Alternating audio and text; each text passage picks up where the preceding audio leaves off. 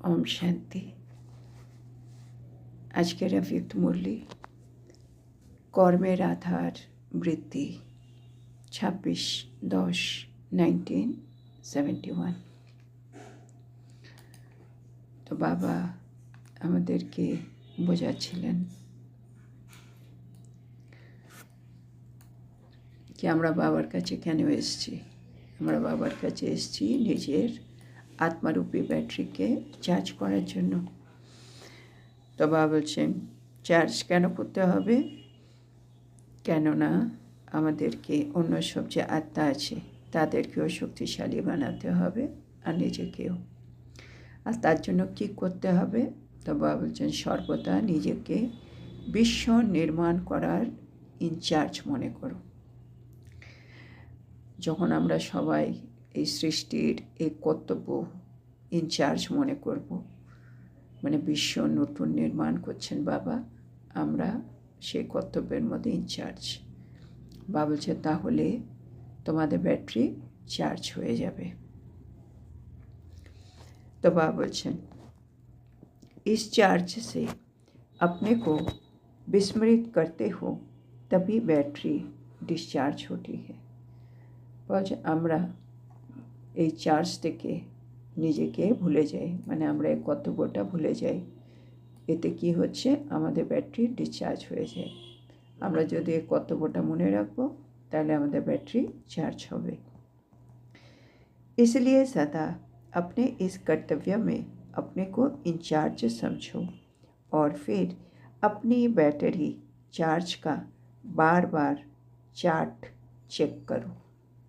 তো বাবা বলছে এখন কী করতে হবে? ব্যাটারি চার্জের জন্য সর্বদা নিজের এই কর্তব্যের মধ্যে নিজেকে ইনচার্জ মনে করো। আর কি করতে হবে? বাবা বলছে নিজের ব্যাটারি চার্জের জন্য চার্ট রাখো আর চার্টকে बार-बार চেক করো। कि देखो चार्टे कि कभी भी संकल्प व कर्म में व आत्मा की स्थिति में डिस्चार्ज नहीं होंगे। যদি আমরা বারবার চেকিং রাখি কি আমি আত্মা সবসময় নিজেকে ইনচার্জ ভেবে কাজ করছি তো, তাহলে বাবা বলছে কখনো কোনো সংকল্পর মাধ্যমে বা কর্মের মাধ্যমে বা আত্মার স্থিতি কোনো জায়গা থেকে আমাদের ডিসচার্জ হবে না। फिर ये कंप्लेन कंप्लीट हो जाएगी। তারপরে আমাদের যে কমপ্লেন কি আমরা চার্জ হচ্ছি না সেটা হবে না, তাহলে আমরা কমপ্লিট হয়ে যাব। ये भी कंप्लेन है ना, বাবাকে বলছে বাবা আমার ব্যাটারি এখনও চার্জ হচ্ছে না। তো বাবা বলছে এটাও তো একরকমের একটা কমপ্লেন। सभी में ज़्यादा ये कंप्लेन है। বেশিরভাগ সবার মধ্যে এই কমপ্লেনটাই বেশি থাকে। इसका कारण ये है, আর এর কারণটা কি বাবা আরও বলে দিচ্ছেন আরেকবার। अपने को सदा ऐसे श्रेष्ठ कर्म के इंचार्ज नहीं समझते हो। কি বাবা বলছে এর কারণ হচ্ছে নিজেকে সর্বদাই এমনভাবে শ্রেষ্ঠ কর্মের ইনচার্জ বলে মনে করো না। जो कर्म मैं करूँगा मुझे देख अन्य करेंगे। যে কর্মটা আমি করব আমাকে দেখে অন্যরা করবে। ये तो है ही, এই কথাটা তো রয়েছেই। लेकिन ये स्लोगन और गुह्य रूप से कैसे धारण करना है वो समझते हो। এই কথাটা তো আমরা জানি যে কর্ম আমি করব আমাকে দেখে অন্যরা করবে। বাবা যে কথাটা তো রয়েছে, কিন্তু এই স্লোগানটা কীভাবে মানে গভীরে গিয়ে ধারণ করতে হবে, বুঝতে হবে, সেটা কি বোঝো? इस पांडवों की भट्टी के लिए ये गुह्य स्लोगन आवश्यक है। বাবা যেখানে পাণ্ডবরা এসছে ভট্টির জন্য, আর এদের জন্য এই স্লোগানটার গভীর মিনিংয়ের প্রয়োজনীয়তা আছে। जैसे ये स्लोगन सुनाया कि जो कर्म मैं करूँगा मुझे देख और करेंगे। বাবুচা যেমন এই স্লোগানটা শোনালাম, যে কর্ম আমি করব আমাকে দেখে অন্যরা করবে। वैसे ही जो मुझ निमित्त बने हुए आत्मा की वृत्ति होगी वैसा वायुमंडल बनेगा। একইভাবে বাবা বলছে তোমাদের এই স্লোগানটাও মনে রাখতে হবে যে আমি নিমিত্ত আত্মা, আমার যেমন বৃত্তি হবে তেমনই বায়ুমণ্ডল তৈরি হবে। মানে আমার যেমন কর্ম আমাকে দেখে অন্যরা করবে, আমি নিমিত্ত আত্মা, আমার যেমন বৃত্তি তেমন বায়ুমণ্ডল তৈরি হবে। जैसी मेरी वृत्ति वैसा वायुमंडल, যেমন আমার বৃত্তি তেমন বায়ুমণ্ডল হবে। तो वायुमंडल को परिवर्तन में लाने वाली वृत्ति है। সুতরাং আমরা যদি চাই বায়ুমণ্ডলের মধ্যে পরিবর্তন আসুক তাহলে কিসে কাজ করতে হবে? বৃত্তিতে। कर्म से वृत्ति सूक्ष्म है, কর্ম থেকেও বৃত্তি আরও সূক্ষ্ম। কর্ম তো দেখা যায়, বৃত্তি তো দেখা যাচ্ছে না, সেজন্য কর্মের থেকেও সূক্ষ্ম হচ্ছে বৃত্তি। সেজন্য বৃত্তিকে আমাকে ঠিক রাখতে হবে। বৃত্তি শ্রেষ্ঠ তো বায়ুমণ্ডলেও শ্রেষ্ঠ থাকবে। अभी सिर्फ कर्म के ऊपर ध्यान नहीं देना है, लेकिन वृत्ति से वायुमंडल को बनाने का इंचार्ज भी मैं हूँ। তাহলে এখন শুধু কর্মের প্রতি মনোযোগ দিলে তো হবে না, কী করতে হবে? বৃত্তির মাধ্যমে বায়ুমণ্ডল তৈরি করারও তো ইনচার্জ আমি।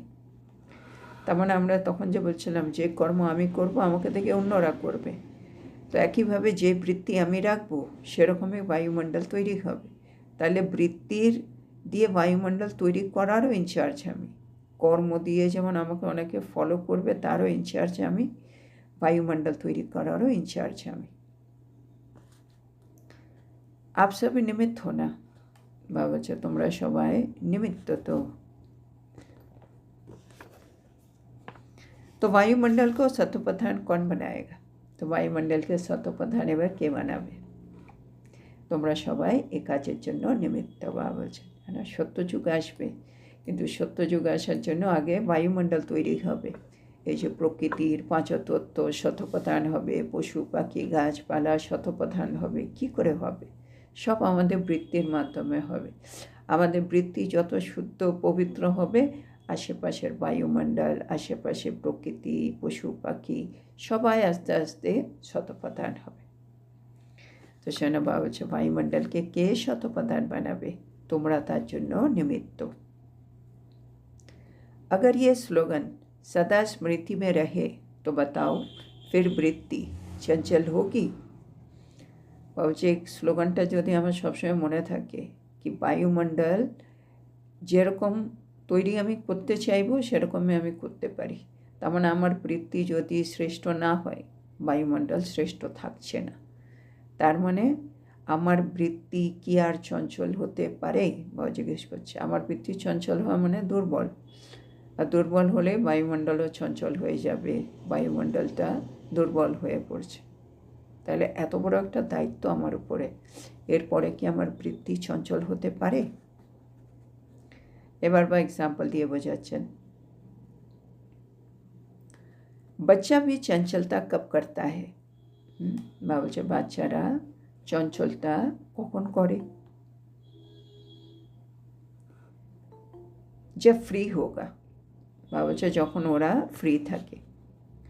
तो वृत्ति भी चंचल तब होती है जब वृत्ति में इतने बड़े कार्य की स्मृति कम है। তো বা বলছে বৃত্তিতেও মানে বাচ্চারা চঞ্চল কখন হয়? যখন তারা ফ্রি থাকে। তো বৃত্তি চঞ্চল কখন হয়? বা বলছে যখন বৃত্তিতে এই যে তোমরা যে এত বড় বায়ুমণ্ডল তৈরি করার ইনচার্জ, এই কাজে স্মৃতি না থাকায় বৃত্তিও চঞ্চল হয়ে যায়। अगर कोई अति चंचल बच्चा बिजी होते भी चंचलता नहीं छोड़ता है तो उसका और क्या साधन होता है? এবার বাবা বলছে কোনো অত্যন্ত চঞ্চল বাচ্চা সব সময় বিজি থাকে, ব্যস্ত থাকে, কিন্তু তার সত্ত্বেও সে চঞ্চলতাকে ত্যাগ করছে না। তো বাবা বলছে তাহলে তার আর কি উপায় হতে পারে? यही कंप्लेन अभी तक भी है कि वृत्ति को याद में व ज्ञान में बिजी रखने की कोशिश करते भी फिर भी चंचल हो जाती है। মানে এটা আমাদেরও প্রশ্ন কি বাবা, আমরা আমাদের বৃত্তিকে স্মরণের মধ্যে, জ্ঞানের মধ্যে এত বিজি রাখার চেষ্টা করি, তার সত্ত্বেও বৃত্তি চঞ্চল হয়ে যায়, কি করব? তো ऐसे को क्या करना है? তাহলে বাবা বলছে এমন হলে কি করতে হবে?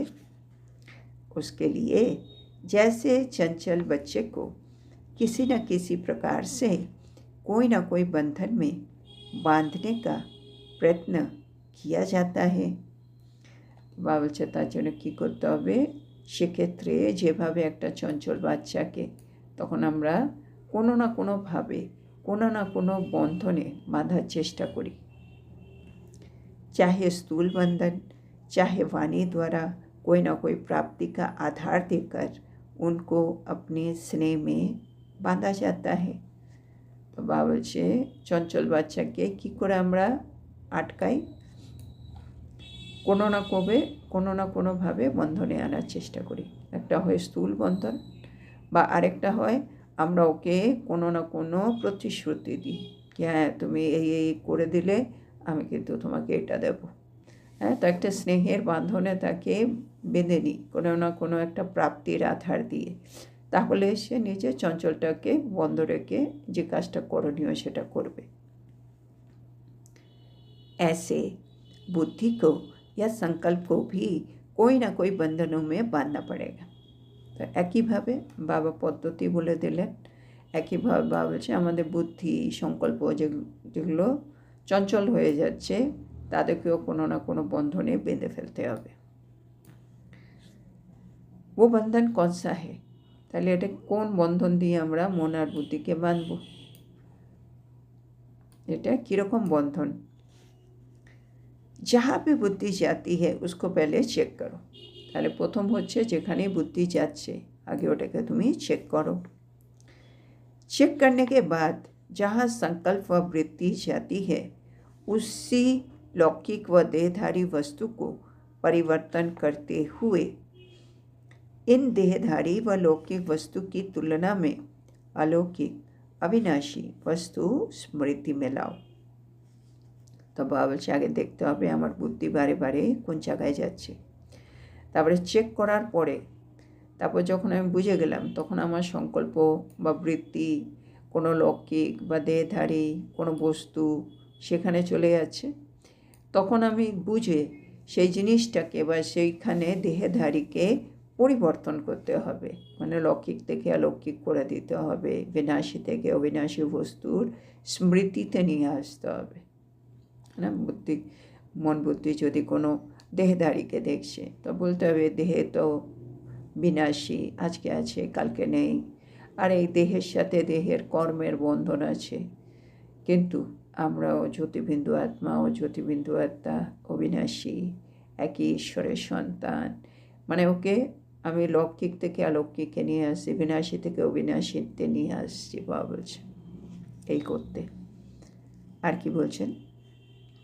जैसे कोई देहधारी में वृत्ति चंचल होती है, जिस संबंध में चंचल होती है वही संबंध का प्रैक्टिकल अनुभव अविनाशी बाप द्वारा करो। এবার আরেকটা বাবা বলছে টিপস হচ্ছে যদি কোনো দেহধারীর প্রতি আমাদের বৃত্তি চঞ্চল হচ্ছে, যে কোনো সম্বন্ধে হতে পারে, যেই সম্বন্ধে চঞ্চল হচ্ছে, যেই দেহধারীর প্রতি চঞ্চল হচ্ছে ভাবছে সেই সম্বন্ধটা প্র্যাকটিক্যালে অবিনাশী বাবার মাধ্যমে অনুভব করো।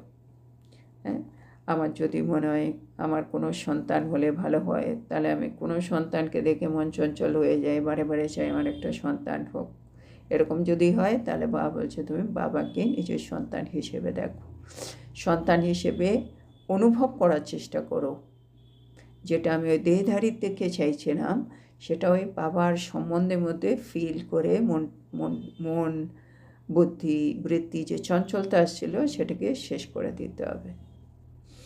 তো যে কোনো সম্বন্ধে সেজন্য বলা হয় বাবার সাথে আমাদের সর্বসম্বন্ধ জুড়তেই হবে, আর সেটা ভাই হোক, বোন হোক, বাবা হোক, মা হোক, স্বামী হোক, স্ত্রী হোক, যে কোনো কিছু হোক, যেখানে আমাদের সম্বন্ধে মোহ আছে, যেখানে আমাদের বৃত্তি চঞ্চল হয়ে যাচ্ছে, সেখানে আমাকে বাবা বলছেন অবিনাশী বাবার সাথে প্র্যাকটিক্যালি সে সম্বন্ধ অনুভব করো। मानो प्रवृत्ति के संबंध में वृत्ति चंचल होती है।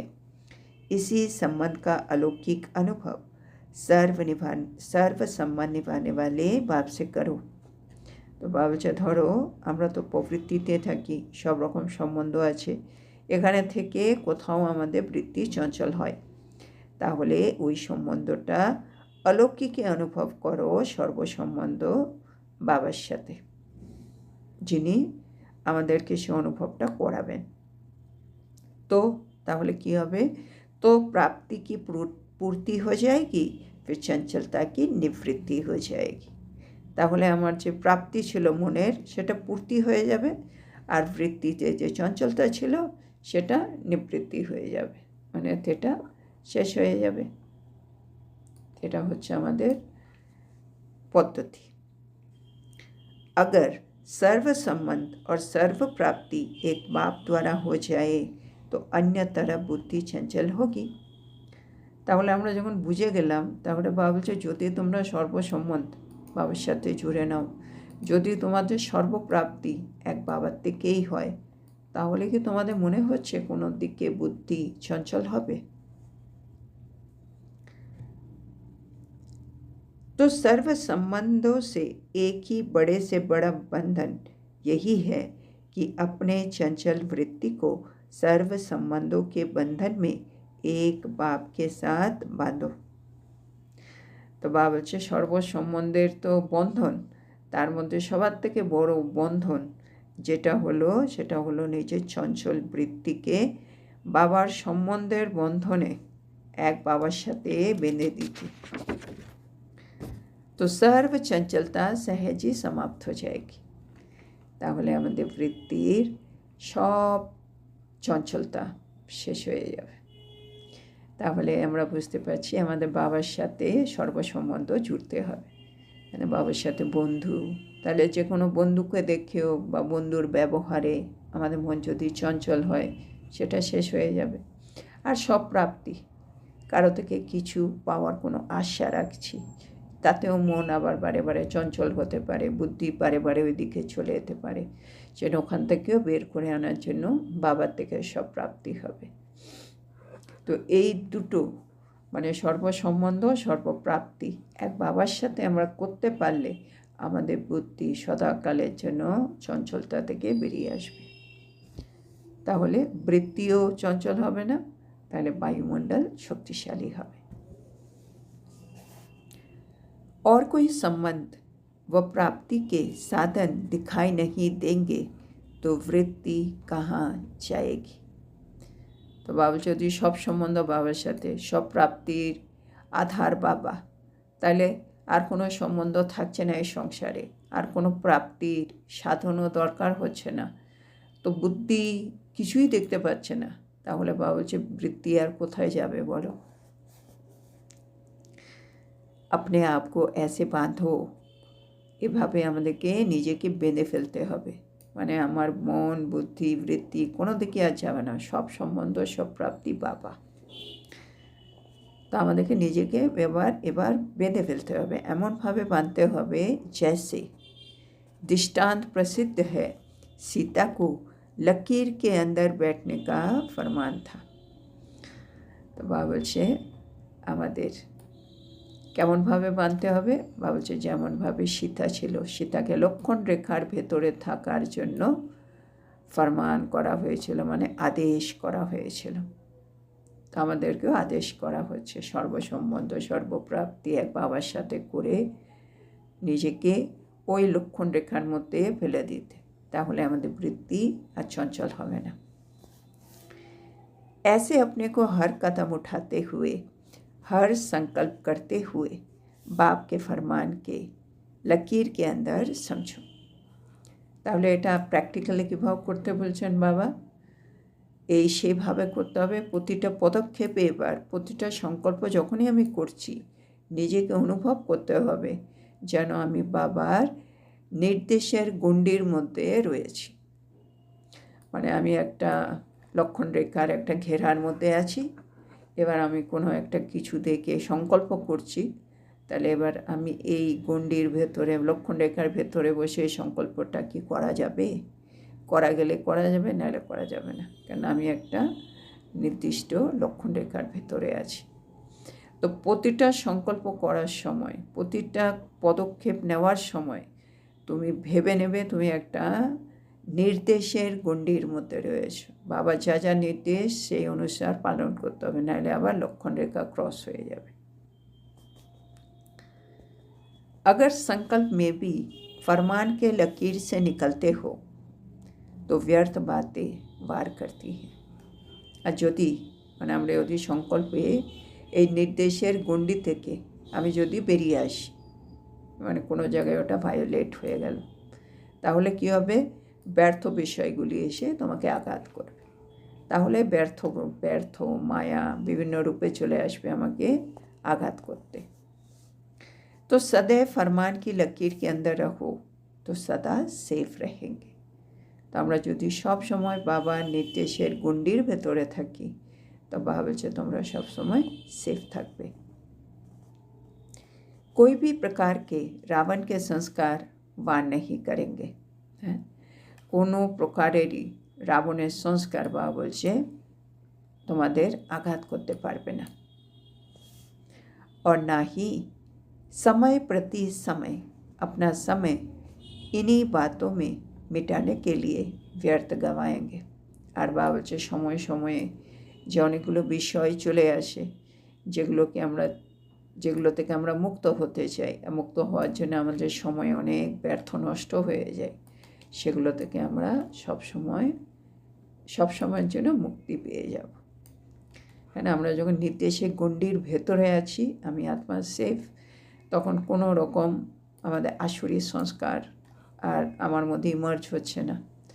যদি ইমার্জ হতো, তখন যে আমি বিকর্মগুলো করতাম, আর বিকর্ম করার পরে আবার বিকর্মগুলোকে শোধরাবার জন্য আরও অনেক কিছু করতাম, এই যে আমার টাইম ওয়েস্ট হতো, টাইম ওয়েস্টগুলো সবগুলো এবার বেঁচে যাবে। না বার হোগা না বারবার ব্যর্থ সময় যায়গা। তো বাবা বলছে এখন কী হবে? না তোমার উপরে আঘাত হবে, না তোমরা বারবার ব্যর্থ সময় নষ্ট করবে।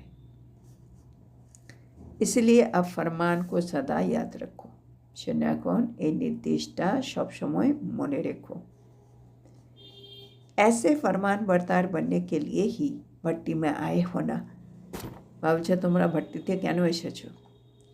এই এমন आज्ञाकारी সন্তান হওয়ার জন্য।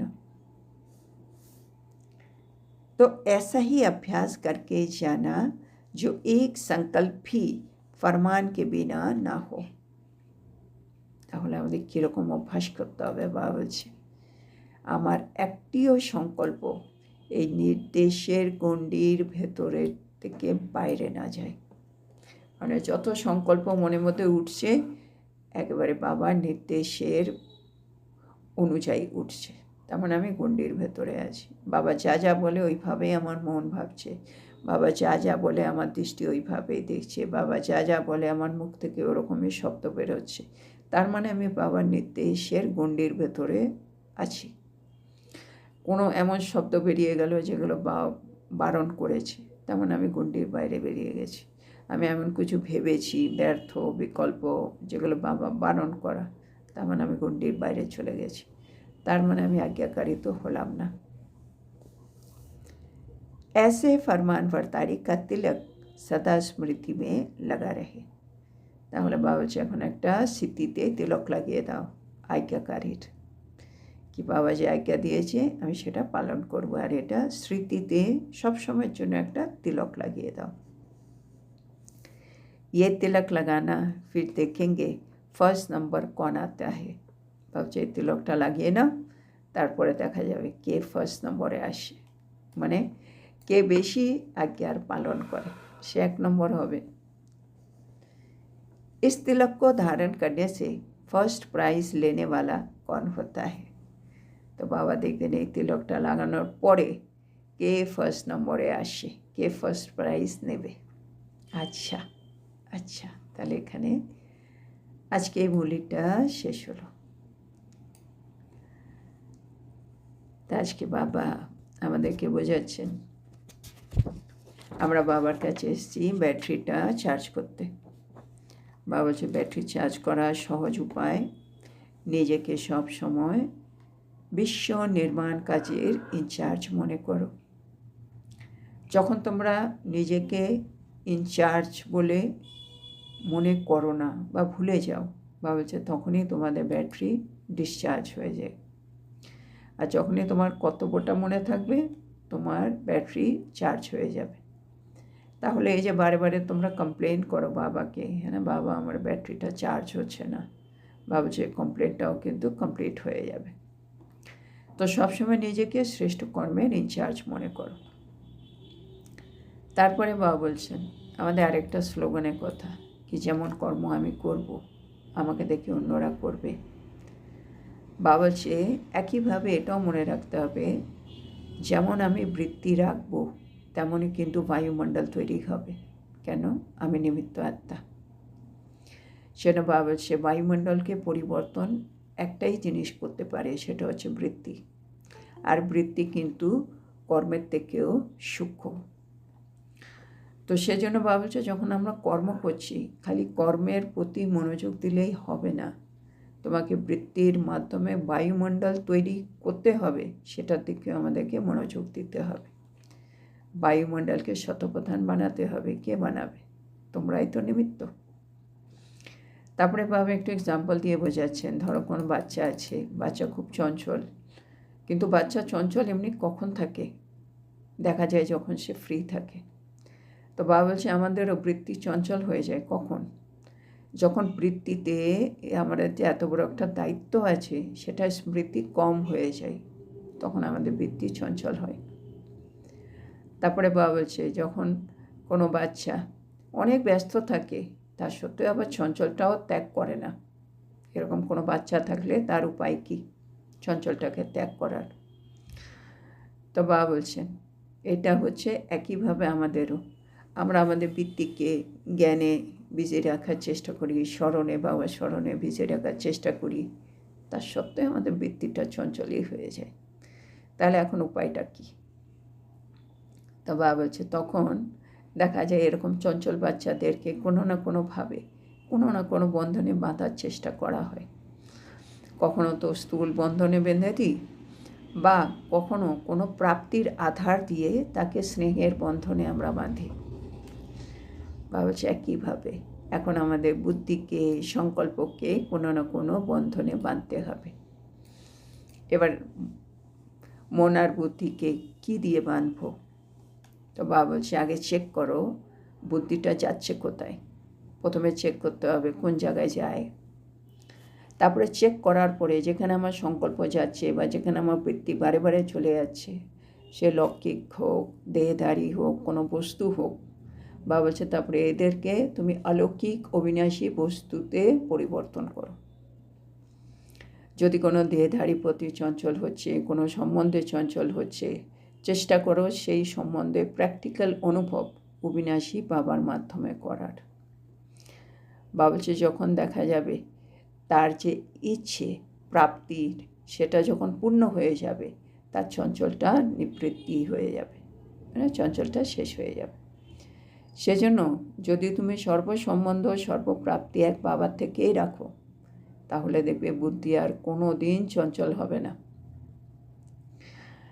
কেন ও আর কোনো সম্বন্ধ আর কোনো প্রাপ্তি পাবেই না দেখতে, তো আর বৃত্তি যাবে কোথায়? আর বৃত্তি কোনো দিকে যেতে না পারলেও আর চঞ্চল হবেই না। তো বাবা বলছে এবার তাহলে আমাদের সংকল্পকে, বুদ্ধিকে, বৃত্তিকে একেবারে বেঁধে ফেলতে হবে। বাবা বলছে কীভাবে, কীরকম বাঁধবে? সীতার লক্ষণ রেখার মতো, যেমন সীতাকে লক্ষণ রেখা দিয়েছিল, এর ভেতর থেকে বাইরে যাবে না। আমাদেরকে বাবা বলছে আমার প্রতিটা পদক্ষেপ, প্রতিটা সংকল্প যখনই আমি করছি, করার সময় আমাকে ভাবতে হবে আমি বাবার একটা নির্দেশের গণ্ডির মধ্যে রয়েছি।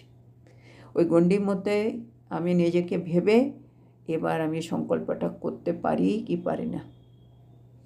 বাবা বলছে এটা যদি আমি করে ফেলি, এতে কি হবে? যে ব্যর্থ বিষয়গুলো এসে আমাকে ডিস্টার্ব করতো, আঘাত করতো, সেগুলো আর হবে না। আমি সবসময় সেফ থাকব। আর আমার ভেতরে যে আসুরের সংস্কারগুলো যেগুলো বারে বারে জেগে যাচ্ছিলো, সেগুলো জাগবে না। আমার দিয়ে কোনো বিকর্মও হবে না। আর বিকর্ম হলে সে কর্মগুলোকে আবার ঠিক করার জন্য যে আমার এক্সট্রা টাইম ব্যর্থ হতো, সেগুলোও বেঁচে যাবে। তো শোনো বাবাজি, এই নির্দেশটাকে মনে রেখো। আর যারা এটাকে মনে রাখবে তারা হবে আজ্ঞাকারী সন্তান। তাহলে তোমরা তোমাদের স্মৃতিতে আজ্ঞাকারী তিলক সবসময়ের জন্য লাগিয়ে ফেলো। তারপরে বাবা দেখবেন কে ফার্স্ট নম্বরের আজ্ঞাকারী সন্তান হতে পারে আর কে ফার্স্ট প্রাইজ নিতে পারে। তো আজকের এত সুন্দর শিক্ষার জন্য আমরা আমাদের প্রিয় শিব বাবাকে বলবো ধন্যবাদ বাবা, ধন্যবাদ। ওম শান্তি।